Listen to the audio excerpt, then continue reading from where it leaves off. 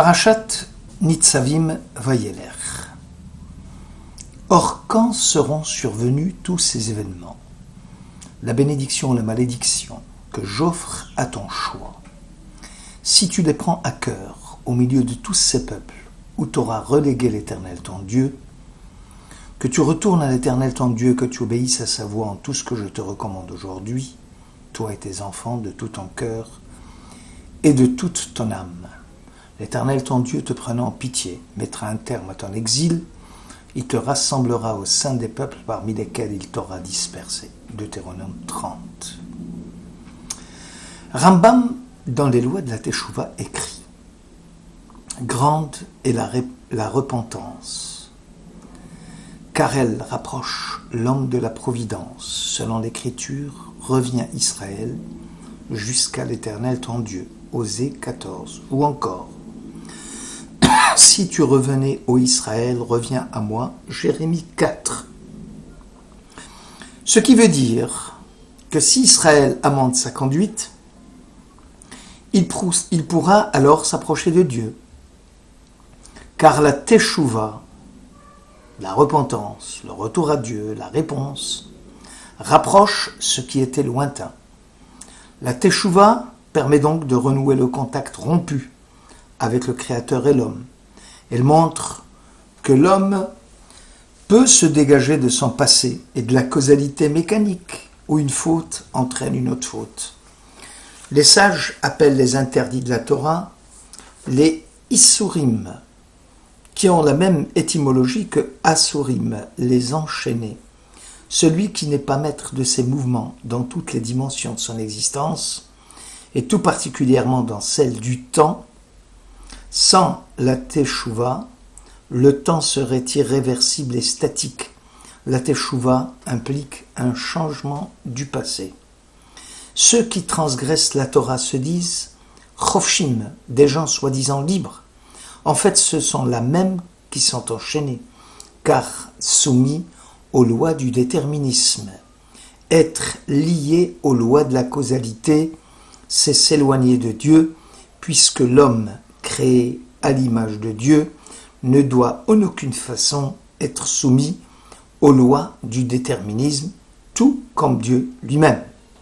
De ce point de vue, la Teshuvah au mois d'Elul a pour objectif de casser les chaînes qui nous mettent sous la dépendance du Yetzer, les forces du mal, permettant ainsi le raffermissement des liens de proximité avec le Créateur de l'univers. Le Sfat Emet écrit « Le mois d'Elul est le mois propice à la Teshuvah, avant Rosh Hashanah, qui est la fête de l'acceptation de la royauté divine. Récitez devant moi les Malchouyot, prières de célébration de la royauté divine, afin de me proclamer roi sur vous. » Il est confirmé que tout celui qui est à la dépendance de quelqu'un, comme le Yetzer, ne peut en aucune manière accepter la royauté du ciel. Aussi le mois de Elul est celui de l'extraction de l'emprise du mal pour être fin prêt à accepter la royauté divine. Un bouquet de roses. Le Shocher Tov sur le psaume 45 rapporte. Un roi annonça sa visite prochaine dans l'une de ses provinces. Les habitants joyeux l'accueillirent en lui offrant un diadème en or serti de diamant. Le roi demanda alors qu'on lui offre à la place du diadème un bouquet de roses. Il en est de même de Korach et de sa bande qui étaient en rébellion ouverte contre Dieu et Moïse, pensant offrir à Dieu des cadeaux en or pour l'amadouer. Dieu répondit « Li ha-kesef, li ha-zahav, j'ai l'or, j'ai l'argent. Ce que je demande, un bouquet de roses. » Les fils de Korach, le séditieux, s'écrièrent alors « Nous sommes des roses. » Dieu rétorqua « Vous avez gagné. » D'ailleurs, le cantique s'appelle « Au chef des chantres, cantique sur les roses ». Cette métaphore exprime fortement l'essence de la repentance. Un bouquet de roses n'a pas une valeur marchande élevée, mais devient l'expression d'amour la plus parfaite que l'on pourrait avoir vis-à-vis du roi, car le bouquet recèle des sentiments du cœur très profonds qu'aucun langage humain ne saurait mieux exprimer. Il y a des présents dont l'évaluation marchande n'est pas fonction de leur utilité, mais de l'affectivité des sentiments qu'ils peuvent recéler. La tradition nous enseigne que les fils de Korach s'étaient écartés de leur père séditieux, lequel s'était rébellé contre Dieu et Moïse. Dieu dit alors qu'il haïssait l'or et l'argent des rebelles, mais acceptait la teshuva des hommes, comparable à un bouquet de roses. Pourquoi compare-t-on la teshuva à un bouquet de roses? D'abord pour montrer le renouvellement des liens qui désormais vont attacher l'homme à son Créateur. Le repentant méritera l'illumination du visage du roi à son égard, c'est-à-dire une profusion de bénédictions entre l'homme et la nature. Je suis à mon bien-aimé, et mon bien-aimé est à moi, le berger des roses. Siftet Tzadik rapporte que selon le Cantique des Cantiques, Rabbah, chapitre 2, la rose a une particularité. Elle est fragile et odorante. Dire que Dieu est le berger des roses signifie qu'il s'adresse aux personnes dont le cœur est tendre comme la fleur du rosier. Les rapports entre Dieu et Israël sont définis par des nuances changeantes, de la rose aux 13 pétales, comme la rose au milieu des ronces. Telle est ma bien-aimée parmi les jeunes filles, Cantique 2. Qu'est-ce que la rose? C'est la communauté d'Israël.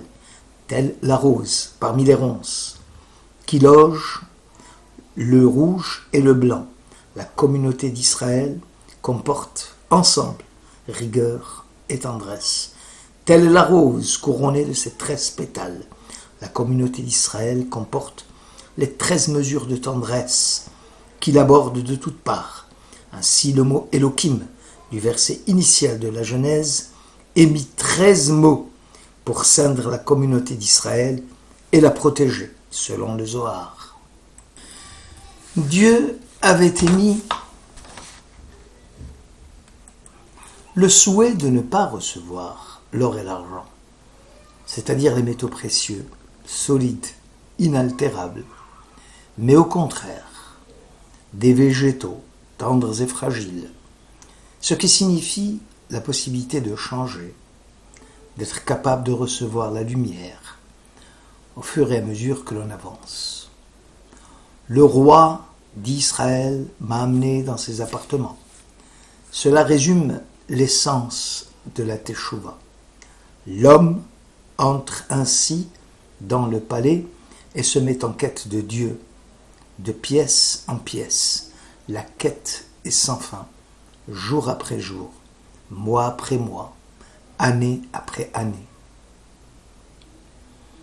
Nous avons dit que Israël était comparable à la rose aux 13 pétales, qui correspondent aux 13 mesures de tendresse. La rose aux 13 pétales est semblable à la communauté d'Israël, qui comporte les 13 mesures de tendresse qu'il aborde de toutes parts. Ces 13 attributs de la compassion divine montrent combien le Saint béni soit-il est prêt à accepter la teshuva des hommes et à leur pardonner leurs transgressions.